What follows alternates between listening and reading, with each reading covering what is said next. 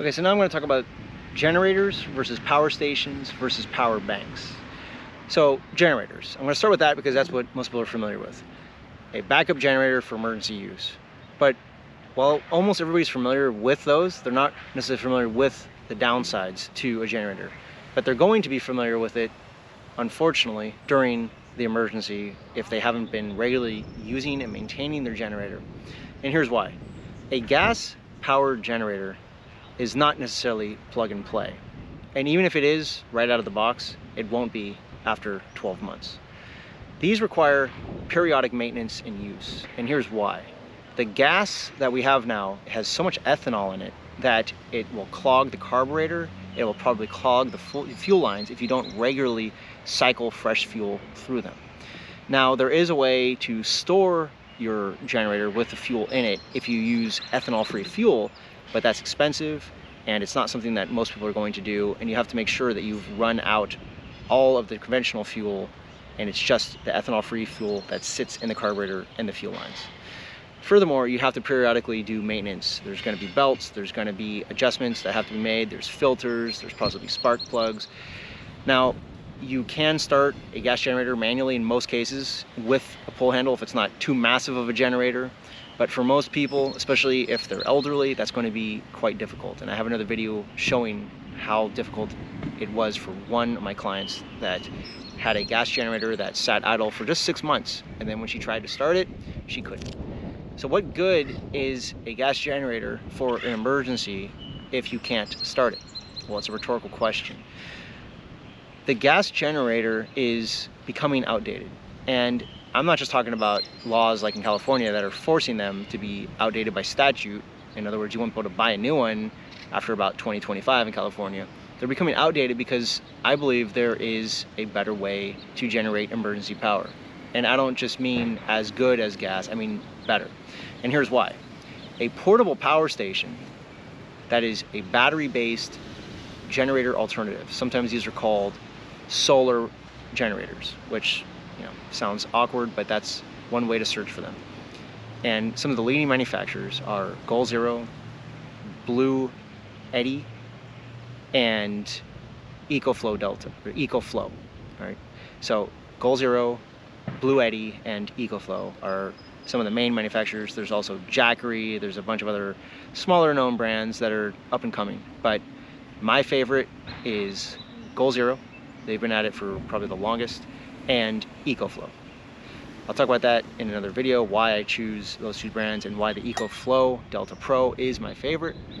But for now, the portable power stations, and when I say portable, it's not that you can just pick up and walk with one of these. They're quite heavy, all right? You can transport them like a generator, but they are often close to 100 pounds now. The EcoFlow Delta Pro has its own pull handle, has its own wheels, so that is better than some of these gas generators that you do have to pick up and carry.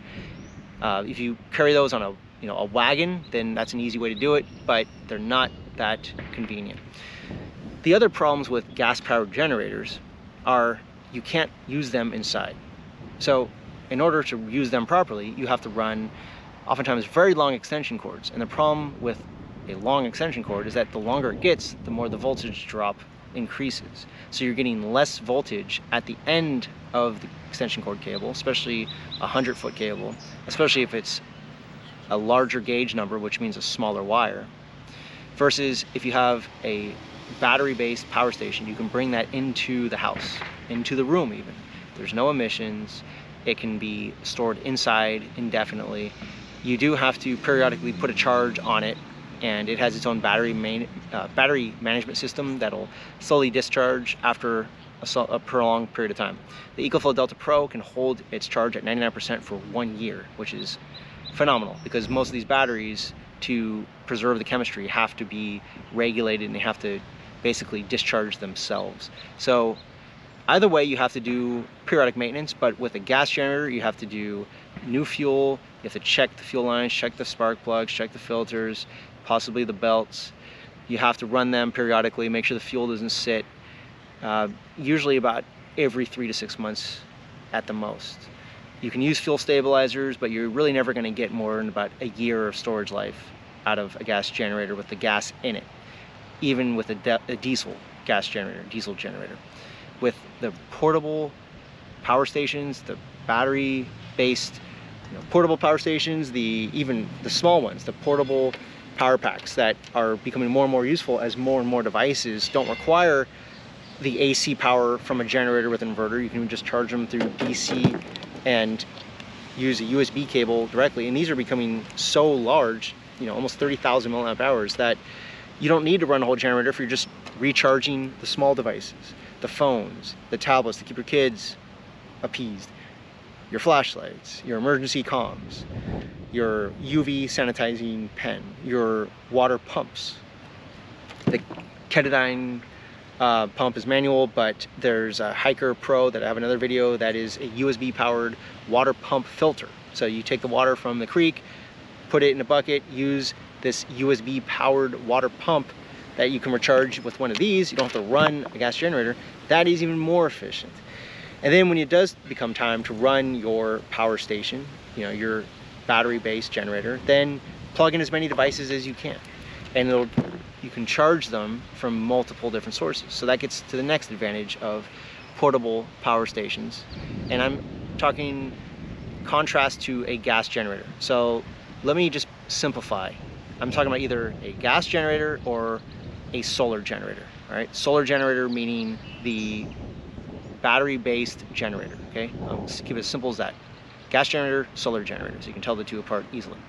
With the solar generator, as the name implies, you can charge it from solar. You can't do that with a gas generator. And the less obvious advantage to that is you never know when the emergency is going to happen. You never know how long the emergency is going to last. So if you've just stored maybe 3 gallons of gas, which is a good start, and assuming your gas hasn't spoiled, which is another concern exclusive to gas generators, then you are only set for the amount of time that 3 gallons of gas is going to give you. What happens if that perceived 3-week outage lasts 3 months? Well, you're not going to be able to get more gas because the gas stations are going to be out. It's probably going to be too unsafe to go. They're probably going to be out of gas either because the trucks can't reach them or they don't have the electricity to pump the fuel. If you have a solar generator, then every day it's sunny out, you put out as many panels as your device can handle. You can either use parallel or series, and that's in another video, but the point is you can charge these things oftentimes in just 1 full day of sunlight, and it might be able to last you a whole week depending on the use of it. And from there, you can charge smaller devices. If you need to power something like a fridge, then you can do that, although that's going to drain the battery quite quickly. So what you want to do is have a solar generator that has pass-through charging, meaning you keep the solar panels outside, you bring your solar generator inside, it's actively charging from the solar panels while it's actively powering your appliances like your fridge, like your pressure cooker to cook emergency meals. And that can go on indefinitely. If you have enough solar generating capability, which you want to max out, then you could theoretically go for months or possibly years if you have a surplus of energy being fed into this thing compared to the amount of energy you're discharging. So you also have the advantage with solar generators of not having to use the length of extension cords. Now, I touched on this earlier, but this is worth mentioning again. When you can bring the device inside, you can bring it from room to room. You don't have to keep the generator outside. Now, one of the advantages of that is it's a lot safer. You can use it during the rain. Some of these gas generators are okay to use in the rain to a point, but they do have electronics that are probably not going to hold up as well as you would have assumed, especially these cheap Harbor Freight generators or the ones from Costco. Would not trust those in the rain, especially with the amount of electricity you're drawing from it. With these solar generators, you can charge them and use them in the rain, and here's how.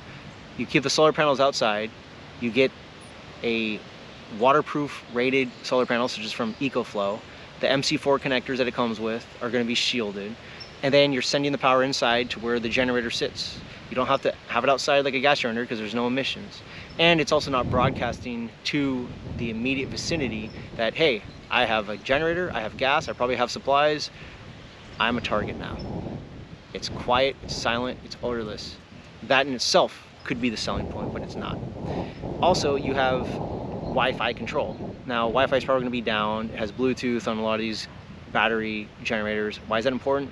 So you can monitor the status of the charging from anywhere in your house, even if Wi-Fi is down. If Wi-Fi is up, then when you leave the house and if there's cell signal, you can see, oh hey, I am almost out of charge at home. I better tell somebody to unplug a few of these devices, otherwise we're not going to have any power tonight. So smart battery management is another new feature in a lot of these solar generators. It's a whole new technology that now rivals gas generator, in many cases exceeds gas generator capabilities. And just 10 years ago, probably even 5 years ago, it wasn't viable. A gas generator was the only way to go, and you had to deal with all the multiple downsides, the maintenance issues, the problems of storing gas, the problems of finding gas in an emergency, problems of keeping the gas fresh. So the battery power station is, in my opinion, the way to go. Whether you have a CPAP, whether you have an emergency freezer, whether you just have devices that you need to keep charged for your entertainment, your health, your safety, and your comfort.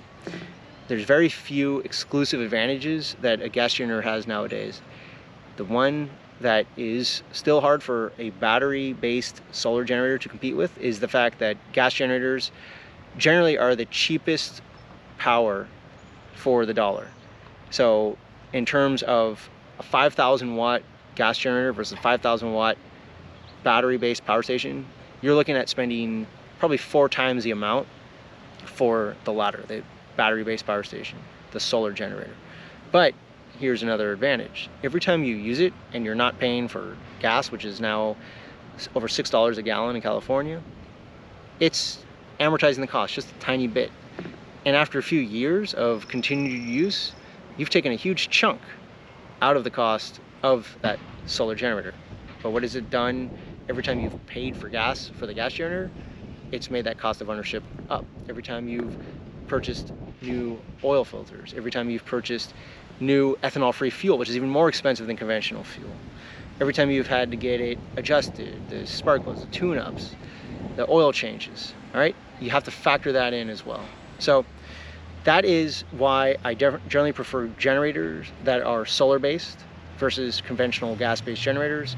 And the power banks are just the mini versions of these solar generators, because you can charge these through solar.